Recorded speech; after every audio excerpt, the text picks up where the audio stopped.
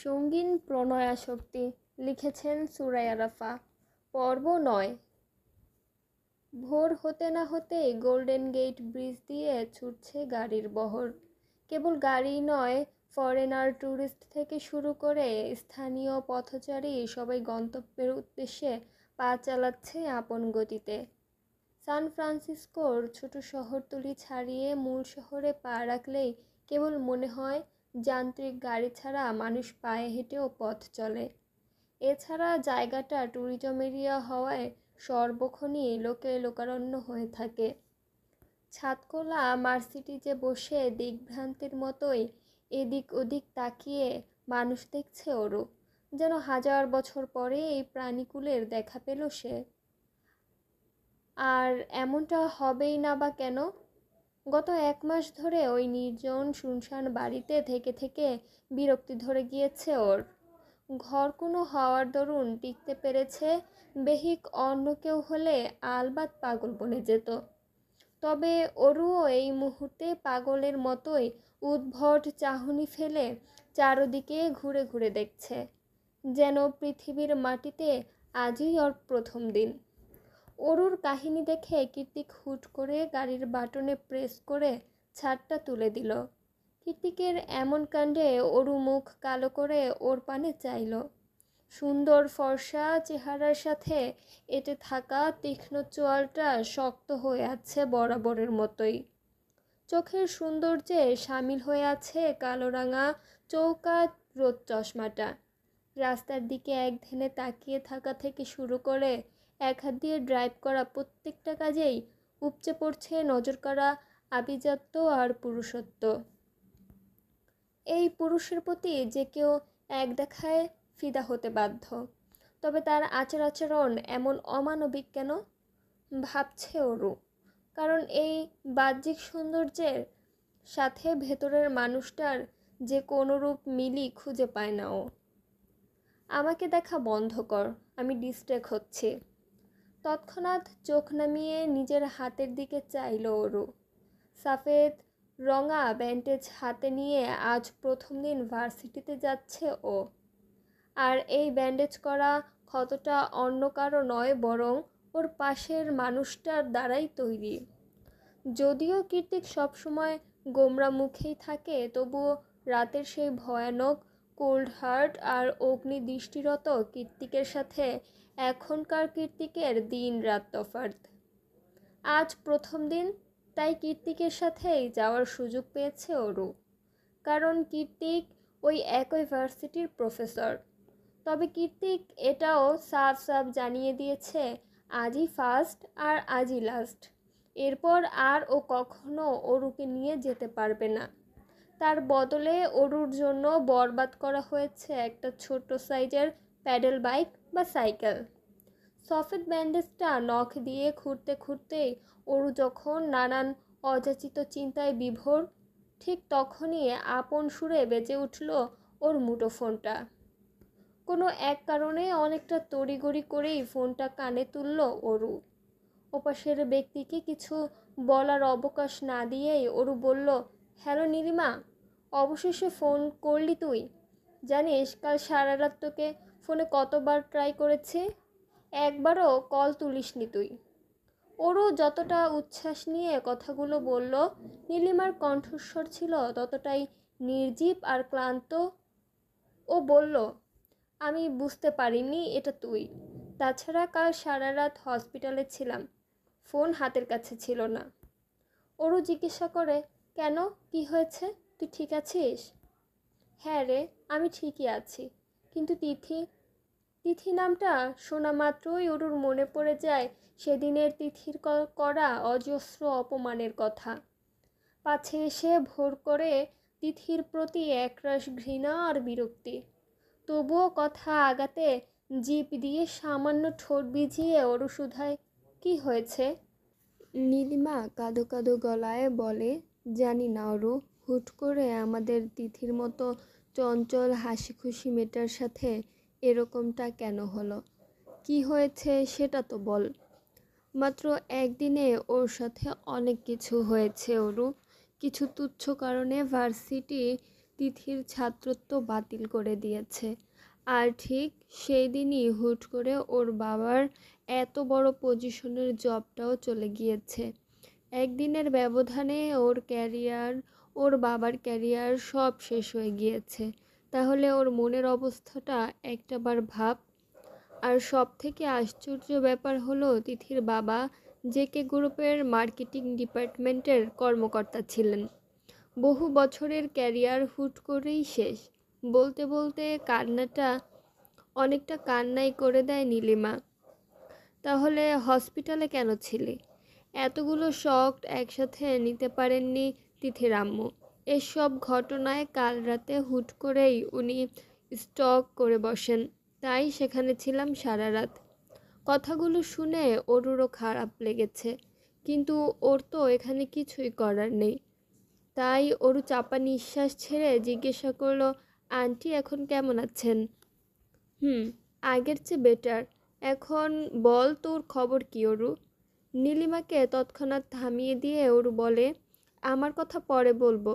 শোন, তার আগে তুই আমাকে বল নিখিল ভাইয়া কোন ভার্সিটিতে অ্যাডমিশন হয়েছে নীলিমা? অরুর মুখ থেকে কথাটা বের হওয়ার সঙ্গে সঙ্গে গাড়িতে আকস্মিক ব্রেক কষল কীর্তিক। হঠাৎ করে এমন হওয়াতে কম্পিত হয়ে উঠল অরুর বৃক্ষপিঞ্জর। সামনের দিকে হুমড়ি খেয়ে পড়তে পড়তেও যেন বেঁচে গেল ও। আতঙ্কে চোখ দুটো বড় বড় করে তাকালো কীর্তিকের পানে। তখনও মোবাইল ফোনটা অরুর কানেই ছিল, তবে খুব বেশিক্ষণ সেটা আর কানে স্থায়ী রইল না। অরু কিছু বুঝে ওঠার আগেই ফোনটাকে অরুর কান থেকে ছিনিয়ে নিয়ে সেটাকে সজোরে মাঝ রাস্তায় ছুঁড়ে মারে কীর্তিক। কয়েক মুহূর্তের মধ্যে সুন্দর চকচকে হ্যালো টিকি কাভার দিয়ে মোড়ানো ফোনটা পরিণত হয় ধ্বংসাবশেষ। নিজের শখের ফোনের এমন করুণ দশা দেখে আঁতকে উঠল অরু। হিংস্র বাঘিনীর ন্যায় দৃষ্টিপাত করল কীর্তিকের পানে, তবে মুখ দিয়ে কিছু বলার অবকাশ দিল না কীর্তিক। বরং তার আগেই গাড়ির দরজা খুলে গ্রেজ উঠিয়ে বলল, গেট আউট। অরু চমকে উঠে বলল, কি বলছেন? এই মাঝ রাস্তায় কোথায় নামবো আমি? Get out. কীর্তিক এই বাক্য পুনরায় উচ্চারণ করে এক প্রকার হাত ধরে ঠেলেই মাঝ রাস্তায় নামিয়ে দিল অরুকে। তারপর ওয়ালেট থেকে একটা $100 নোট বাড়িয়ে দিয়ে বলল, সামনেই বাস স্টপেজ, নেক্সট বাস সোজা ভার্সিটির সামনে গিয়ে থামবে, গো অ্যাহেড। অরু বেচারি না পারতে টাকাটা হাতে নিল। কীর্তিক তৎক্ষণাৎ ঠাস করে গাড়ির দরজা বন্ধ করে দিয়ে গাড়ি স্টার্ট দেয়। যাওয়ার আগে নিজের শরীরের কালো রঙের কোটটা খুলে জানালা দিয়ে ছুঁড়ে মারে অরুর মুখের ওপর। কোটটাকে উল্টে পাল্টে দেখে কীর্তিকের গাড়ির দিকে প্রশ্নসূচক দৃষ্টি নিক্ষেপ করলো অরু। কীর্তিক যেতে যেতে লুকিং গ্লাসে তাকিয়ে বলে, হাতে নিয়ে সঙের মতো দাঁড়িয়ে থাকার জন্য দেইনি, গায়ে পড়তে দিয়েছি, ব্যাস এইটুকুই। তারপর সাই সাই করে হাজারো অচেনা গাড়ির ভিড়ে হারিয়ে গেল একমাত্র চেনা মার্সিডিজটা। অজ্ঞাত অরু ভাবলেশহীন চোখে সেই দিকে তাকিয়ে রইল খানিকক্ষণ। মাথায় তখন একটাই প্রশ্ন খেলে গেল ওর, কীর্তিক কি আদৌ মানুষের কাতারে পড়ে? মনের মাঝে একরাশ হতাশা আর কষ্ট নিয়ে কোনো মতে ভার্সিটি এসেছে ওরও। শীত নিবারক হিসেবে গায়ে জড়িয়ে রেখেছে কীর্তিকের ব্র্যান্ডেড ব্ল্যাক কোট। গেট দিয়ে ক্যাম্পাসে ঢুকতে ঢুকতে ওরও ভাবছে, এভাবে ভেঙে পড়লে চলবে না, যত যাই হোক পড়াশোনাটা চালিয়ে যেতে হবে তাকে।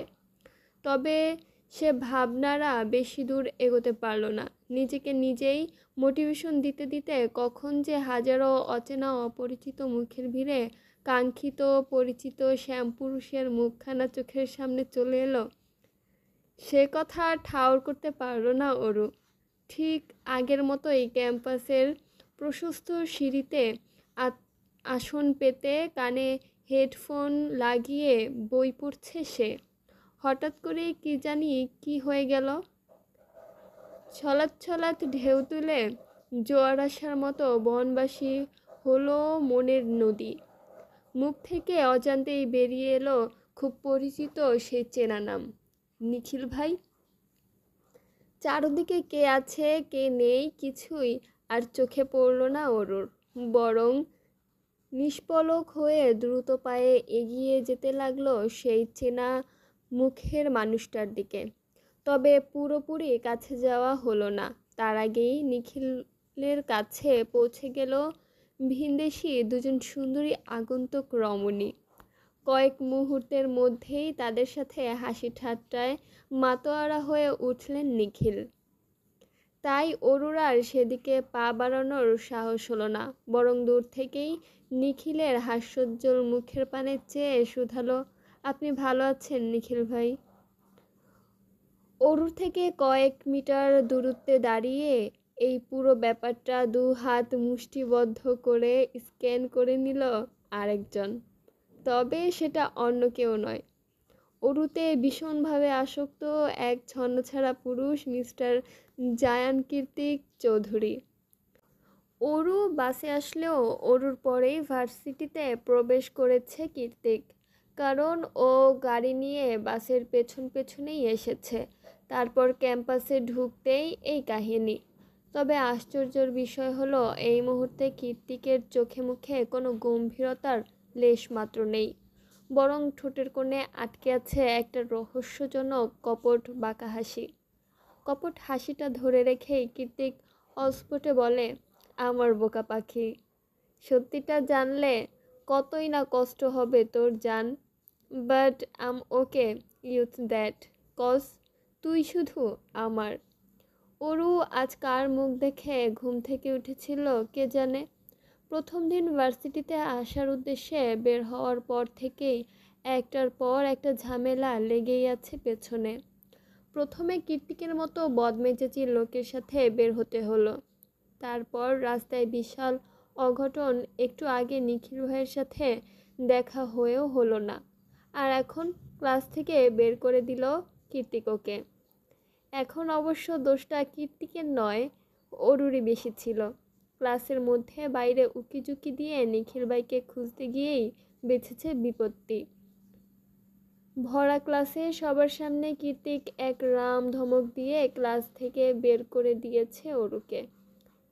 কিন্তু অরু এটা ভেবে পায় না, বাংলা ডিপার্টমেন্ট থেকে এসে ইকোনমিক্সকে কে নেয়? কেনই বা কীর্তিক বেছে বেছে এই বিদঘুটে সাবজেক্টেই ভর্তি করলো ওকে? এটা ইন্টারন্যাশনাল ইউনিভার্সিটি, ফরেনার স্টুডেন্টদের অভাব নেই এখানে, সেই সাথে সাবজেক্টেরও। তাহলে ইকোনমিক্সই কেন? এখন তো 3 দিন অন্তর অন্তর মাইক্রোইকোনমিক্স ক্লাসে কীর্তিকের মুখোমুখি হতে হবে, সাথে হাজারটা ফ্রি অপমান তো আছেই। ক্লাসের বিপরীত করিডোরের মাঝখানে উঁচু থেকে শুরু করে সবুজ ঘাস অবধি বিছানো সিঁড়িতে বসে বসে অরুর মনের সাথে মস্তিষ্ক যখন বিশাল দ্বন্দ্বে লিপ্ত, ঠিক তখনই ল্যাপটপ ব্যাগ হাতে আগমন ঘটে নিখিলের। অরোরা না? পরিচিত কণ্ঠস্বর শুনে হকচকিয়ে পেছনে চাইল অরু। দেখল গালের মাঝে টোলপড়া হাসি মুখ নিয়ে দাঁড়িয়ে আছে নিখিল ভাই। এত দূর এসে বিদেশের মাটিতেও নিখিল ভাইকে দেখতে পেয়ে অরুর ভীষণ আনন্দ হলো। ও বসা থেকে উঠে দাঁড়িয়ে এক কদম এগিয়ে গেল নিখিলের কাছে, তবে আগ বাড়িয়ে কথা বলতে পারল না, আগের মতো জড়তাটা রয়ে গিয়েছে। এবার নিখিলই প্রশ্ন করলো প্রথমে, অরোরা তুমি হঠাৎ এখানে? জানো, ওই যে দেখছো 3 তলার ল্যাব, ওখান থেকে তোমাকে দেখেই ছুটে এসেছি আমি। বারবার মনে হচ্ছিল আমি ঠিক দেখছি তো। মাত্রাতিরিক্ত খুশিতে অরুর কথা জড়িয়ে যাচ্ছে, তবুও খানিকটা কষ্ট করে মিনমিনিয়ে জবাব দিল, জি আমি এখানে, ইকোনমিক্স ডিপার্টমেন্ট ফার্স্ট ইয়ার। সঙ্গে সঙ্গে আবারও প্রশ্ন করে নিখিল, আচ্ছা অরোরা, তিথি কেমন আছে? ওর ফোন কেন বন্ধ বলতে পারো?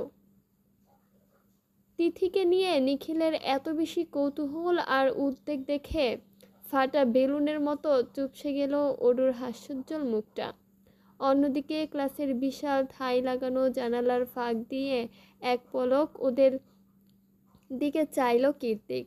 অতঃপর অর্ণবকে কল করে নরম সুরে, একদম সফট টোন যাকে বলে, সেভাবেই বলল, আমাদের ভার্সিটির সিসিটিভি কন্ট্রোল সিস্টেমটা হ্যাক করতে হবে দোস্ত। বেশি না, ওনলি ফর 5 মিনিটস। তিথির সম্বন্ধে কথা বলতে মোটেই আগ্রহী নয় অরু। কেন যেন ভেতর থেকেই আসছে না কোনো কথা। কি বলবে তাহলেও? কিন্তু নিখিল দ্বিতীয়বার আবারও একই প্রশ্ন করল ওকে। কি হলো অরোরা, জানো তিথি সম্বন্ধে কিছু? অরুর মন বলছে, আমি এত দূর কিভাবে আসলাম, কেন আসলাম? সেসব কথা আপনার একটাবারও জানতে ইচ্ছে করলো না নিখিল ভাই? তাছাড়া আপনি হঠাৎ তিথিকে নিয়েই বা কেন এত আগ্রহী? হ্যালো অরোরা, কি ভাবছো এত? নিখিল হাত নাড়িয়ে ইশারা করতেই সমিত ফিরে পেল অরু। এদিক ওদিক মাথা নাড়িয়ে কিছু একটা বলতে যাবে, তার আগেই ফোন চলে আসে নিখিলের। ওপাশ থেকে কি বলল কে জানে। নিখিল আর এক মুহূর্তের জন্য দাঁড়ালো না ওখানে, বরং দ্রুত পায়ে ছুটতে লাগলো 3তলার ল্যাব রুমের উদ্দেশ্যে। অযাচিত অরু পেছন থেকেই প্রশ্ন ছুড়ল, কি হয়েছে নিখিল ভাই? Anything wrong? নিখিল যেতে যেতে জবাব দিল, সামহাউ কেমিক্যাল পড়ে গিয়ে আমার সব রিসার্চ রিপোর্টগুলো পুড়ে গিয়েছে। এমন দুর্ঘটনার কথা শুনে অজান্তেই মুখে হাত চলে গেল অরুর। বিড়বিড়িয়ে নিজে প্রশ্ন ছুড়ল, আজ হচ্ছেটা কি এসব? ক্লাস শেষে অরুকে এভাবে থ হয়ে দাঁড়িয়ে থাকতে দেখে ওর কাছে এগিয়ে আসে উজ্জ্বল শ্যামবর্ণের মোটা ফ্রেমের চশমা পরিহিত একটি মেয়ে। কারো উপস্থিতি টের পেয়ে অরু পেছনে চাইলে মেয়েটা হাত বাড়িয়ে বলে, hello, I'm Shiny Mukherjee, I'm from India. দূর দেশে হাজারো সাদা চামড়াওয়ালা বিদেশি মানুষের ভিড়ে প্রতিবেশী দেশের কাউকে দেখতে পাওয়াটা পাশের বাড়ির প্রতিবেশীর মুখ দেখতে পাওয়ার মতোই অনেকটা। অরুও সেই রকম ঠেকল। ও জলদি শাইনির হাতে হাত মিলিয়ে বলল, আমি Aurora Sheikh, I mean Aru. Aru, how sweet. তারপর আঙুল দিয়ে ইশারা করে শাইনি বলে, চলো ক্যান্টিনে যাই, তোমাকে ভার্সিটির ক্যান্টিনের সবচেয়ে বেস্ট খাবারটা টেস্ট করাবো আজ, লেটস গো। অরু সম্মোহনী হাসি দিয়ে বলল, আচ্ছা চলো। নরম ঘাসের আস্তরণ মারিয়ে পায়ে পায়ে এগিয়ে যাচ্ছে ওরা দুজন। যেতে যেতে শাইনি শুধায়, আচ্ছা আজ জেকে স্যার তোমাকে ওভাবে বকলো কেন বলো তো? উনি সাধারণত কারোর সাথেই আনপ্রফেশনাল আচরণ করে না, অ্যাটলিস্ট আমি তো দেখিনি। অরু ঠোঁট উল্টে বলল, কি জানি, তবে মনে মনে বলল, তোমার জেকে স্যারের বকুনি খেয়ে আমার অভ্যেস আছে। শাইনি প্রতি উত্তরে উৎকণ্ঠা নিয়ে বলল, জানো, JK sir is a very good rider. ভার্সিটিতে তাকে যতটা কুল লাগে, বাইক রাইডার জেকে স্যারকে ঠিক ততটাই ডেসপারেট আর ড্যান্সিং মনে হয়, যেন আস্ত একটা চকলেট বয়। ওরও জানতো যে কীর্তিক একজন রাইডার, তবে সেটা মনিটরের ভিডিও গেমে। কিন্তু বাস্তবে যে কীর্তিক বাইক রাইডিং করে সেটা ওর অজানাই ছিল। তাই চকিতে বলে, কি বলছো তুমি? আমি তো জানতাম না। শাইনি হাত দিয়ে মাছি তাড়ানোর মতো করে বলল, আরে তুমি কি করে জানবে? নতুন এসেছো না? দাঁড়াও, আমার কাছে টিকিট আছে, এই বলে ব্যাগ থেকে 2টা টিকিট বের করে একটা অরুর হাতে ধরিয়ে দিয়ে শাইনি বলল, আগামীকাল ভার্সিটির 100 ইয়ার সেরিমনি, তাই কোনো ক্লাস নেই, সারাদিন কোনো না কোনো প্রোগ্রাম হবে। তার পরের দিনই জেকে স্যারের রাইডিং ম্যাচ। টিকিটটা রাখো, আমি তোমাকে সাথে করে নিয়ে যাব, কেমন? অরু হ্যাঁ না কিছুই বলল না। শাইনি বলার অপেক্ষাও করলো না, অনেকটা অধিকার খাটিয়েই ওর ব্যাগে টিকিটটা ঢুকিয়ে দিল। এদেশে সন্ধ্যা হওয়ার জন্য খুব বেশি সময়ের প্রয়োজন পড়ে না। বিকেল 4টার পরে এমনিতেই সূর্যের হদিস পাওয়া বাহুল্য। আধারের কালচে আস্তরণে গোধূলির মরা রোদটুকু ঢেকে দিয়েছে বহু আগেই। আবছা আধারের মাঝেই ভার্সিটির গেট দিয়ে ধীর গতিতে বের হচ্ছে অরু।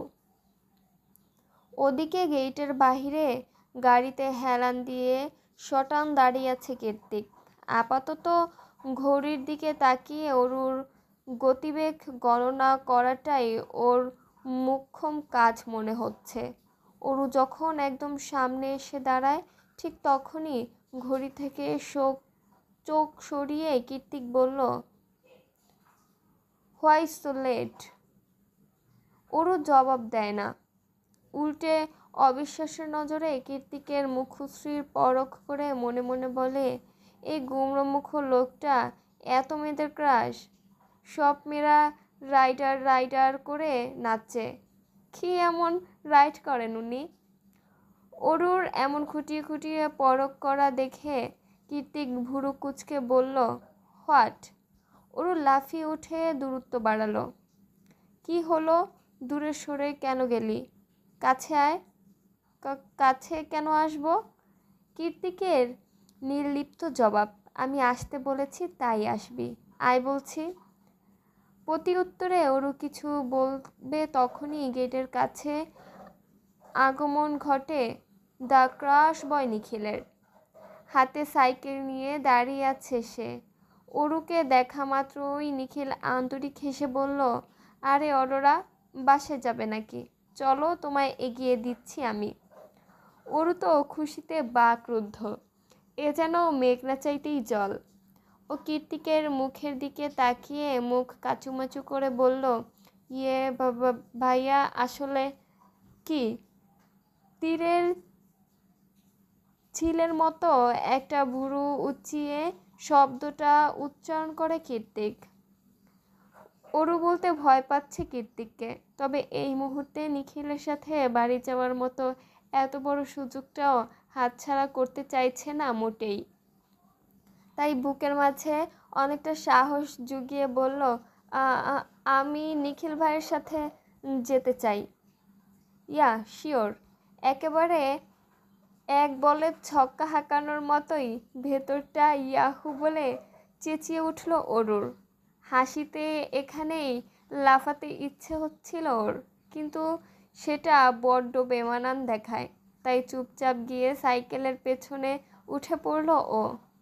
কীর্তিক সেদিকে অনুভূতি শূন্য দৃষ্টি নিক্ষেপ করে দাঁড়িয়ে আছে, হাত দিয়ে এমনভাবে নিজের লং হেয়ারগুলোকে ব্যাকব্রাশ করছে যেন কিছুই হয়নি।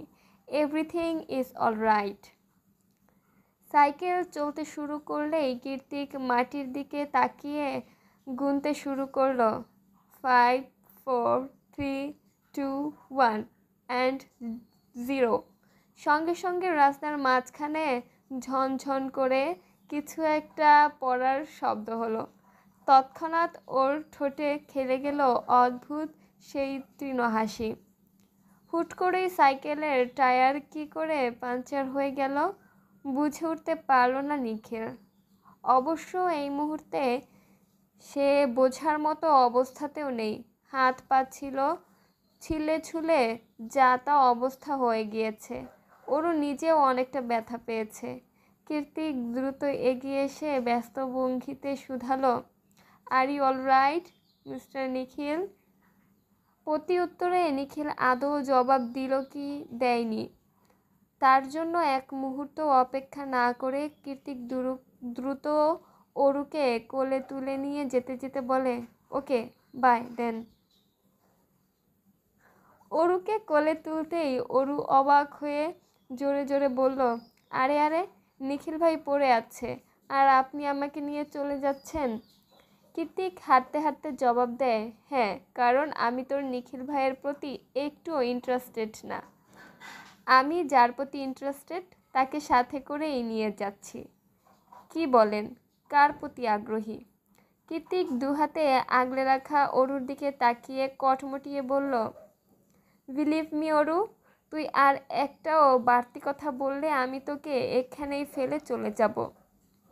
আর তুই ভালো করেই জানিস আমি যেটা বলি সেটাই করে ছাড়ি, কারণ তোর পেছনে ওয়েস্ট করার মতো বেহুদা টাইম আমার নেই। সো মুখে ফুল স্টপ টান। কৃতিকের কথার পাছে অরুও আর কথা বাড়ানোর সাহস পায় না। মুখে দাড়ি, কমা, ফুল স্টপ সব কিছু টেনে দিয়ে মাথা এলিয়ে পড়ে থাকে কৃতিকের প্রশস্ত বাহুডোরে।